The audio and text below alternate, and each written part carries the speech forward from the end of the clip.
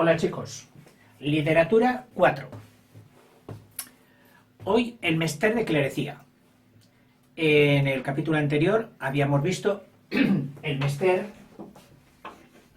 de juglaría. Los juglares, los primeros que tenían la obligación de distraer al pueblo, de llamar su atención, de darle solaz, darle recreo. Lo que los romanos dijeron el panen, el circenses. El circenses era la distracción. Pues esto es lo que los juglares y otros, antes que ellos y después que ellos, han querido dar siempre a la humanidad: entretenimiento. Una industria potentísima lo mueve hoy. El mester de juglaría. Luego, los sacerdotes, los curas, que también estaban obligados a atraer la atención del pueblo, dijeron: oye, estos son unos maestros atrayendo la atención de las masas. Vamos a hacer lo mismo nosotros. Vamos a dejar el latín y vamos a hablar en la lengua del pueblo, que es en lo que hablan los juglares, que por eso se llevan la gente detrás. Vamos a hacerlo nosotros. Y ahí vino el mester de clerecía, o de clérigos. El mester de clerecía. Entre estos dos mesteres u oficios hubo otro intermedio del que se suele hablar muy poquito, que es el mester de cortesía. Que alguno dirá: oiga, ¿qué es? ¿Que eran muy educados? Bueno, cortesía viene de la corte, es decir, alrededor de donde vivía el magnate, el señor feudal, la corte, que eso significa lo que rodea a algo. Ahí se desenvolvió otra literatura, una literatura casi siempre ya en prosa. Su materia no era enseñar a las grandes masas, sino preparar gente, administrativos especializados, o la formación del hijo del señor para que luego lleve bien sus tierras, etc.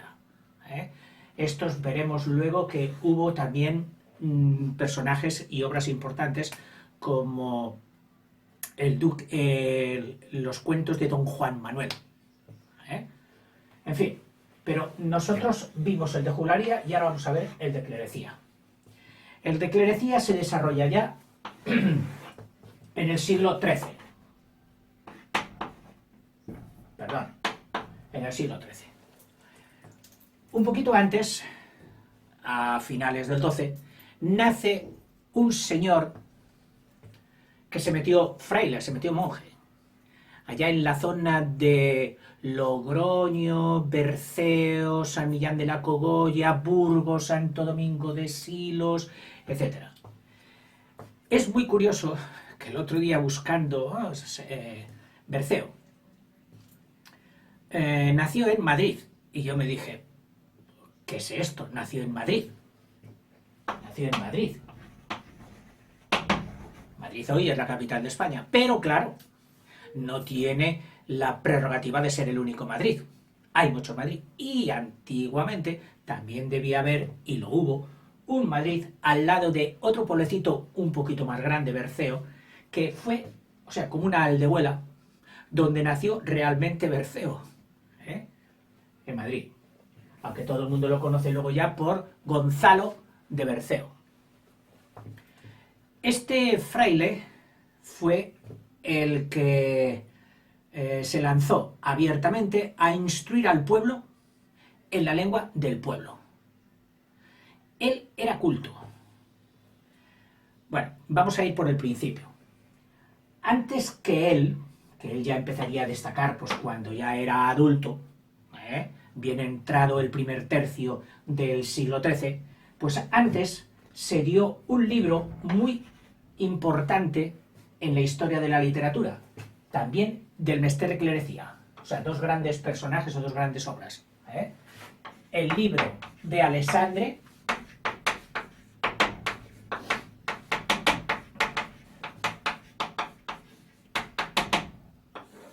este Alessandre no es otro que Alejandro Magno, el que vivió en en épocas anteriores a Cristo, por supuesto, el que hizo todo el imperio griego, etc. Su figura, aquí en el principio de, bueno, en la Edad Media, se engrandece. Y en Europa atrae mucho la figura de Alejandro Magno, aquel señor conquistador, y se desarrolla mucha literatura. Literatura ya hecha para el pueblo, en lenguas romances, en el pre-francés, etc. Y por semejanza, por copia, por mimetismo, también se dio en España en lengua romance de precastellano. Este libro, por supuesto, como buen libro medieval, anónimo, es un libro muy extenso, de más de 10.000 versos, 10.100 y pico versos. Y no solo habla de la figura de Alejandro Magno, no. Cuando un poeta se ponía a hablar, se podía escribir, si le venía otra idea a la mente que no era exactamente de la vida de ese señor, de la biografía de ese señor, ¿crees que decía, oye, pues me aguanto, no lo digo, abro otro libro y lo escribo en otro libro? ¿Qué va? Lo escribía en el mismo libro. De ahí que estos libros antiguos están llenos de digresiones, de ramificaciones. A veces encuentras una novela metida dentro de una biografía. Esto, quienes habéis leído El Quijote, o lo leeréis, si no lo has leído, espérate hasta los 20 años, que es magnífico. Pero no conviene cogerlo pronto. Conviene leer mucho y oír mucho sobre El Quijote antes y luego leerlo. Bueno, en fin. Esto que acabo de hacer ahora es una digresión. Bien, pues este libro de Alexandre está lleno de digresiones. De forma que hay quien le da un carácter enciclopédico. Es decir, ¿en este libro de qué se habla? Bueno, sí, dicen que es la vida de Alejandro Magno, pero ahí se habla de todo. Vamos, hasta de cómo se cuidan los cerdos y de cómo se obtienen las judías verdes. Es decir, ahí hay un saber y un tratado de temas realmente enciclopedio que abarcan todas las disciplinas y todas las asignaturas. Bueno, pero vamos a ir a Gonzalo de Berceo. Berceo. Este cura que en un principio se le estudió en la literatura como, sí, un cura bonachón, escribía para gente muy sencilla, milagros llenos de candor, de ingenuidad, él también sería pues un poco ingenuo. Bueno, pues en eso no. Él no era un ingenuo. Él tenía conocimientos que luego los que han estudiado sus milagros, sus obras, han visto que allí subyace una cultura superior. Había sido un universitario. Oiga, es que había universidades. Empezaban en aquel tiempo. Hubo unos estudios superiores previos y luego ya empezó rápidamente la universidad primera de España, que fue la de Palencia, donde, según algunos, debió haber ido Gonzalo de Berceo. Desempeñó cargos administrativos en sus conventos y en sus diócesis de importancia. Algo así como el notario del obispo, el que tomaba fe de todo esto. O sea, era un señor instruido. Pero él, cuando tenía que enseñar, como buen pedagogo, se fijaba en la mentalidad de los discentes, de los que iban a ser enseñados. Y no les llenó la cabeza de teorías y de filosofías profundas y de dogmas, sino de sencillos milagros que les dieran ejemplo en su vida de ser buenas personas, de tener devoción a la Virgen, a los santos, de cumplir con sus obligaciones de padres, de buenos cristianos, etc. Y esto Gonzalo de Berceo lo llevó muy bien. Escribían tanto el libro de Alexandre como Berceo, como eran curas, eran instruidos, escribían de 14 en 14 sílabas contadas, unas estrofas de 4, tetra, tetra significa 4. Tetrástrofo, estrofo, de 4, monorrimo, de una sola, rima de una sola. O sea, y acababan en, o rimaban en consonante, es decir, en la rima buena. Este tetrástrofo monorrimo estaba escrito en versos de 14 sílabas que ya vimos en la métrica, que eran los llamados alejandrinos. Y también fue llamada, esta estrofa fue llamada la cuaderna vía o cuaterna vía. Cuaderna vía. Porque esto de cuaderna viene de 4. Que en la Edad Media, un poquito anterior, ya aparecieron unos estudios organizados, estructurados en Europa, allá con Carlomagno, donde había un trivium y un quadrivium. Trivium tenía 3 asignaturas y quadrivium tenía otras 4 asignaturas. Es decir, había 7 asignaturas bien clasificadas para que los estudiantes pudieran estudiarlas. Y en el cuaderna vía, vía significa modelo, significa forma de hacer las cosas, pues el modelo establecido en la cuaderna, es decir, en el quadrivium, en aquellos estudios generales que se daban en Europa. Bueno, a ver qué más podemos decir. Estos curas o clérigos, de lo cual no sabemos exactamente si Berceo fue un clérigo regular, es decir, de los que se sometían a la regla de San Benito, a la regla de San Francisco, a la regla de Santo Domingo, etc. O fue un clérigo secular, de los que eran párrocos de una parroquia, y estaban para administrar los sacramentos. No se sabe muy bien. Lo que sí se sabe es que él recorría mucho todas aquellas tierras y que tenía un contacto con la gente de pueblo. Incluso en algunos versos dice que no pedía gran cosa, que lo único que pedía era la compañía de los paisanos y un trago de buen vino de esa gente generosa de La Rioja que te ve llegar. Yo he estado en esa situación. Y lo primero que te dicen, te aceptan de muy buena gana, y luego enseguida echan mano del vino. El vino extraordinario de La Rioja. Es un manjar. Es una alegría para compartir. Es el compañero. Bien administrado y bebido con mesura, es uno de los manjares de la tierra. Y más digo, si es un buen Rioja, de ese, el vaso de buen vino que decía Gonzalo de Berceo, que era el mejor pago que le podían dar por contarles los misterios.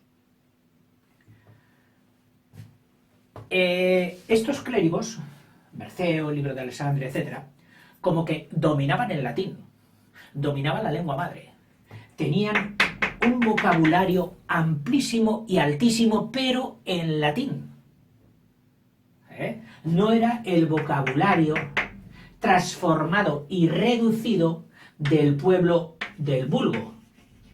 Ellos eran cultos, tenían muchísimas palabras. Bueno, claro, prefirieron el pueblo del vulgo, porque deberían ser entendidos por el vulgo. Pero, ¿qué hicieron? Aplicaron muchas palabras del latín, las incluyeron, las romancearon y las incluyeron en la lengua escrita por ellos, y que luego, sin querer, pues fue enriqueciendo el vocabulario de los paisanos. A estas palabras que pasan directamente del latín, sin pasar por toda aquella transformación que habíamos visto de modulación, de transformación de fonética, etcétera, etcétera, sino que pasan casi directamente, se les llama cultismos. Y ellos introdujeron muchísimas. O sea, supusieron un ennoblecimiento, un enriquecimiento del vocabulario y de toda la lengua castellana naciente. Vamos a pasar ya a las obras de Gonzalo de Berceo. Fundamentalmente fueron vidas de santos, de las más famosas que tiene, pues eran los santos que había por aquella comarca. Santa Oria, Santo Domingo, que no es el Domingo de la Calzada, que tiene un pueblo hoy en pleno camino de Santiago y muy cerquita de donde él vivió, de Berceo. No, no, no. Este Santo Domingo era el Santo Domingo de Silos, que fue otro monasterio donde él alternaba su estancia entre el monasterio de Santo Domingo de Silos y el monasterio de San Millán de la Cogolla. Entre aquellos dos monasterios se ha comprobado que alternaba su estancia. Santa Oria, Santo Domingo,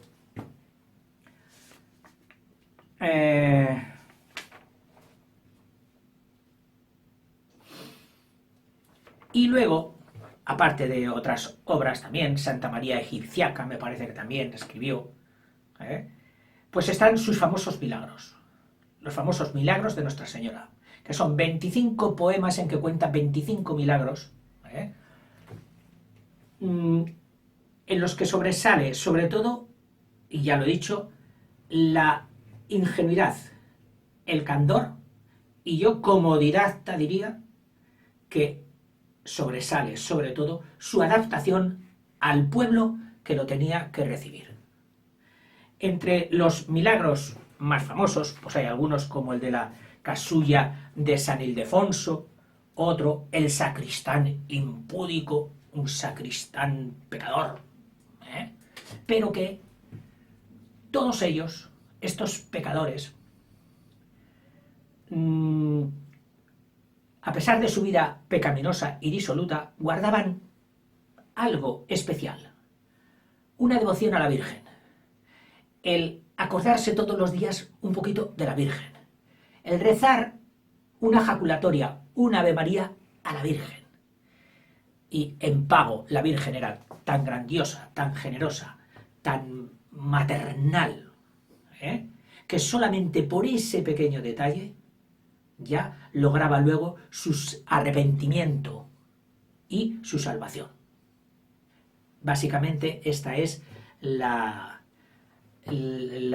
argumento de muchos milagros. De otro parecido también fue ¿cómo se llama? La abadesa encinta, o encinta, que es lo mismo que embarazada.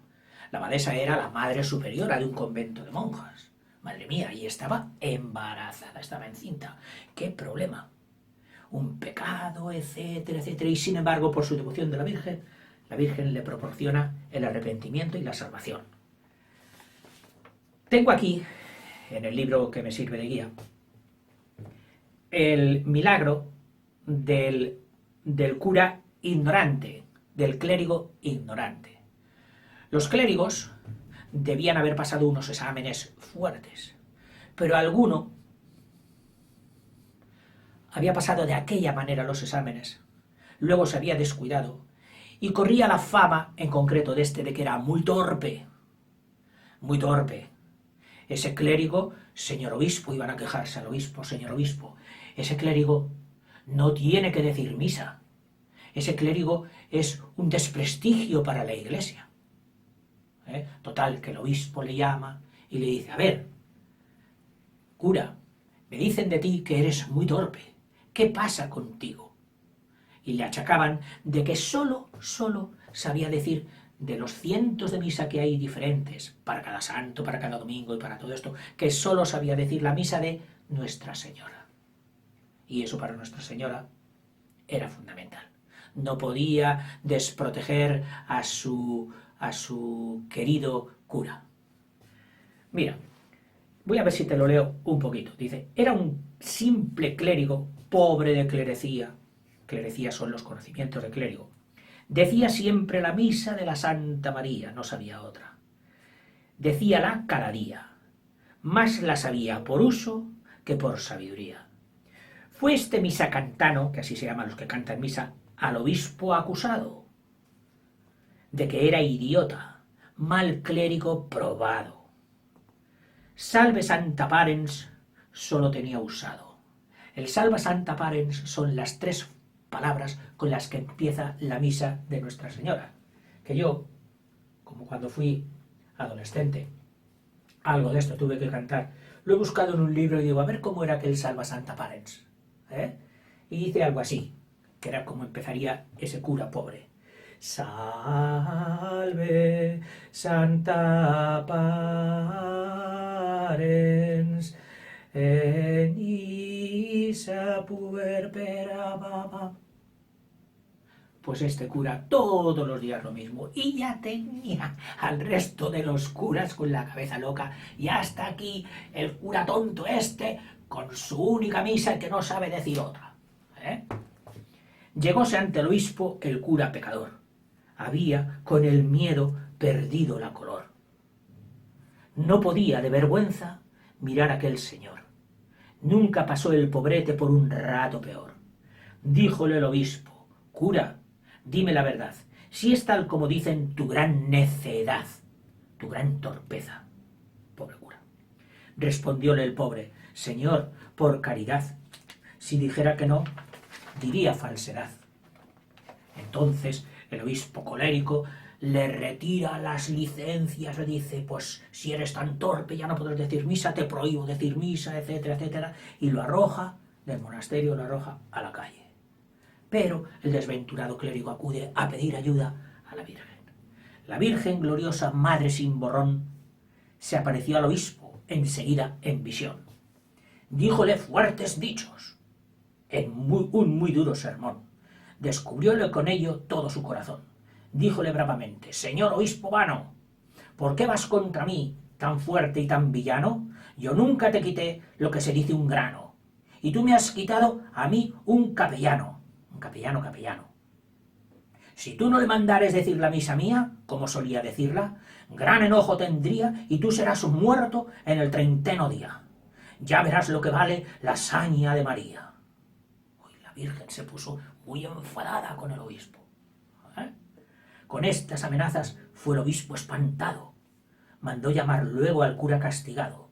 Rogó le perdonara, se había equivocado, pues fue en aquel asunto duramente engañado. Retornó el hombre bueno a su capellanía, sirvió a la gloriosa Madre Santa María, murió en aquel oficio, su muerte yo querría, pues fue su alma la gloria, la dulce cofradía. En fin, y estos así eran los milagros que contaba y que embelesaban a los paisanos de La Rioja y de la primera Castilla. Bueno, hasta aquí el Mester de Clerecía, aunque sigue, Mester de Clerecía empieza en el 13, hemos dado al principio, el libro de Alessandro y Berceo, pero luego seguirá con otros sacerdotes u otros curas. Hasta luego.